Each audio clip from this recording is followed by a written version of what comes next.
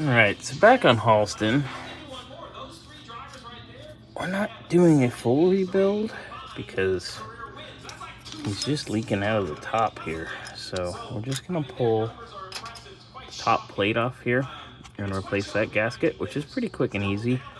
I already pulled the little itty bitty pin here, the choke rod.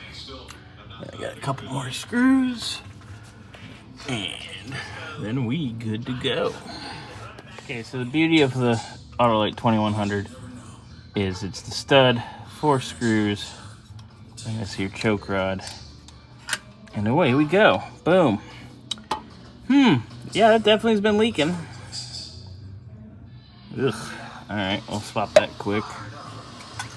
Float height looks good. I'm gonna redo our accelerator pump diaphragm too. It's because we kind of had a little bit of a flat spot, but quick and easy. All right, so that's seen better days for sure. Glad we got an extra one, so we're gonna put that in, carb back together. I'm gonna kind of mount that puke tank somewhere, and we'll be done. All right, so there's a new one. That one's done.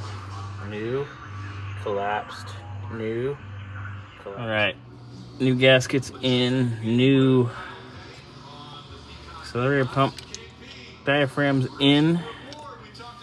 Just gotta put our screws in, get everything all set, and I need to put the new rubber in here too because that was rotten.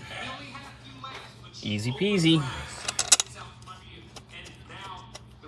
All right, carbs back together. Got our expansion tank mounted. There was already a hole down there, which is good. So I was able to just throw a bolt through it, tighten her down. Got her filled up, so if she's gonna burp, she'll be all right. All right, Halston's up and running. We're gonna let him get up to temp. Make sure he burps into his tankaroo here. But he is happy camper as well.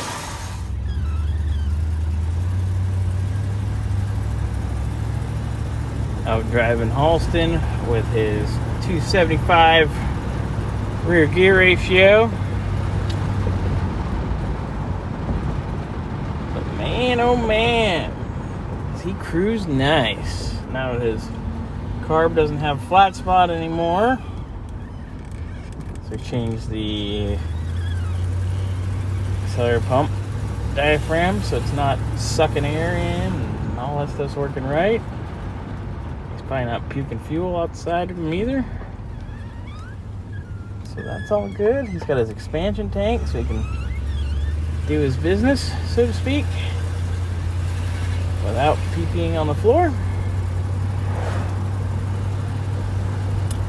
It's a good day.